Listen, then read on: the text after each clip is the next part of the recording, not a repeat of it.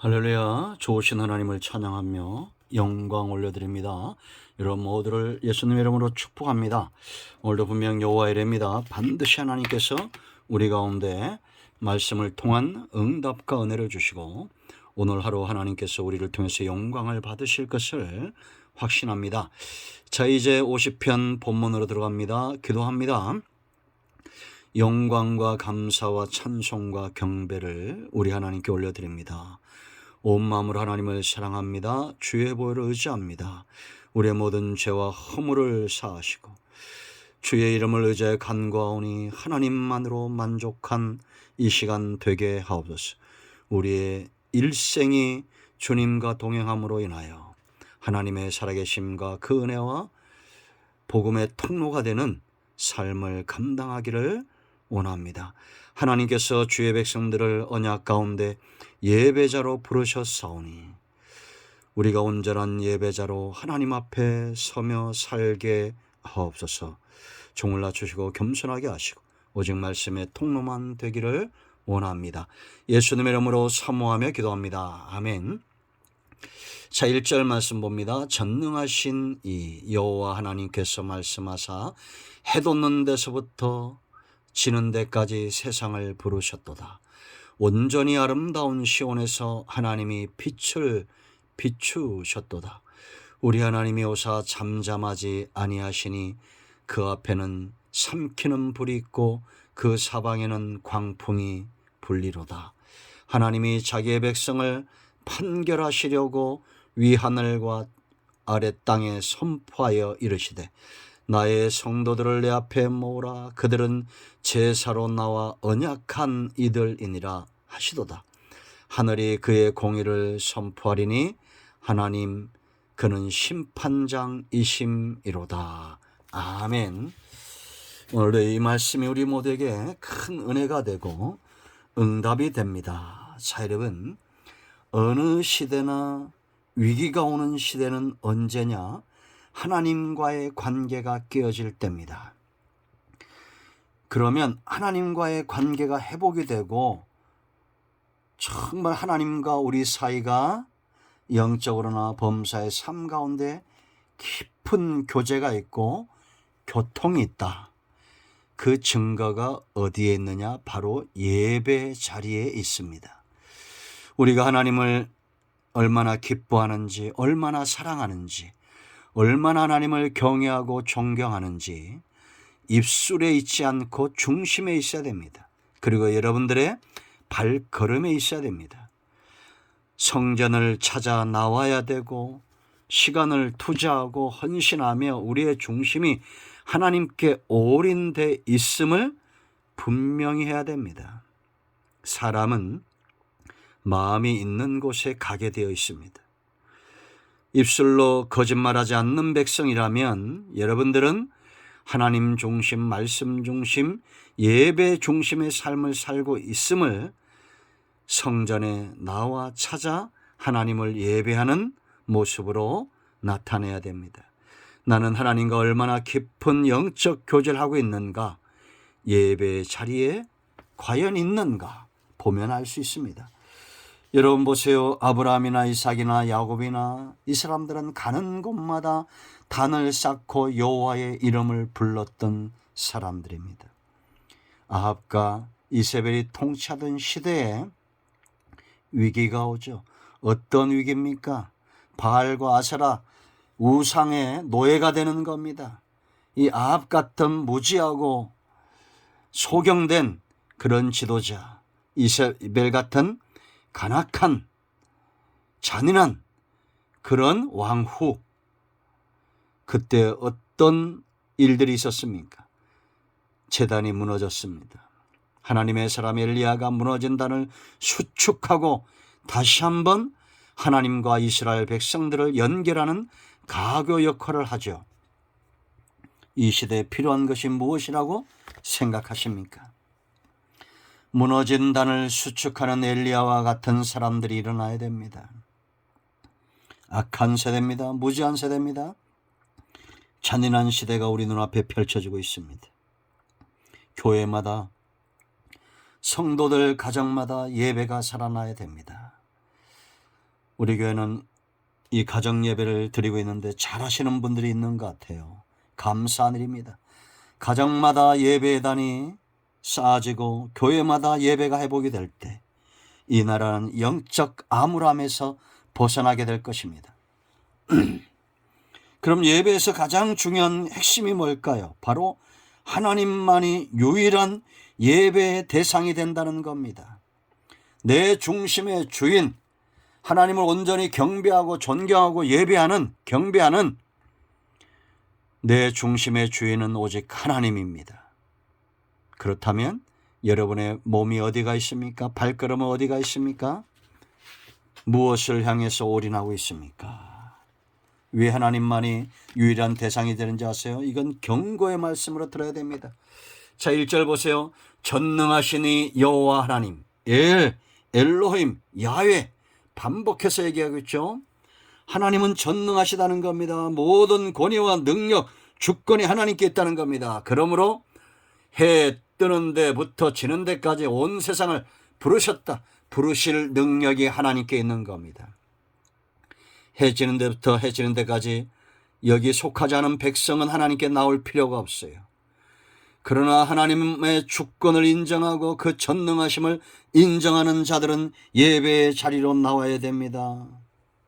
하나님께 버림받은 백성, 버릴 권한도 취할 권한도 하나님께 있는 것입니다.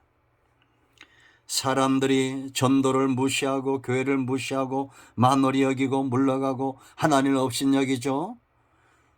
우리가 낙심할 필요가 없어요. 그들 스스로의 그것이 저주가 되는 겁니다. 세상에서 가장 큰 저주는 하나님을 외면하고 사는 겁니다.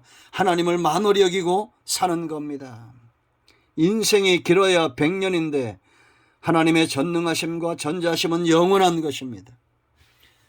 우리가 잠시 힘을 가졌다고, 잠시 돈을 가졌다고, 여러분 수천억 수천조의 돈을 가진다고 그 돈의 힘으로 하나님을 외면할 수 있어요? 세상의 왕이고 권력을 가졌다고 영원합니까? 알렉산더가 어디 있고 세종대왕이 어디 있습니까? 우리는 잘 나갈 때, 힘 있고 능력 있고 돈 있고 건강할 때 하나님을 가까이 해야 됩니다. 길어야 100년입니다. 하나님은 전능하십니다. 그 하나님이 저와 여러분을 부르고 있습니다. 해 지는 데부터 해 뜨는 데부터 해 지는 데까지 세상을 부르셨습니다. 왜 우리가 이 하나님을 경배해야 됩니까? 우리가 누군가를 사랑하고 누군가를 존경하고 누군가를 마음에 품을 때는 아름다움입니다. 위엄이 있어야 됩니다. 더럽고 지저분하고 가치가 없고 무가치한 그런 것들을 왜 우리 마음에 사랑합니까? 하나님은 위엄이 있습니다. 자, 보세요 여러분. 온전히 아름다운 신에서 하나님이 빛을 비췄다. 하나님을 빛으로 말하고 있습니다. 요한복음 12장 8절에 나는 세상의 빛이니 나를 따른 자는 어둠에 다니지 않고 생명의 빛을 얻을 것이다. 하나님은 빛이셔요. 그런가 하면 3절에 하나님은 불이고 그 사방에 광풍이 인다. 하나님의 임재입니다. 그런데 이 하나님이 있는 곳이 어디입니까? 시온, 온전히 아름답다. 온전히 아름다운 이유가 뭡니까? 하나님이 예배의 장소에 있기 때문이에요. 그러므로 여러분, 예배의 장소는 아름다운 향기가 나는 곳입니다. 저는 자주 이걸 목격합니다.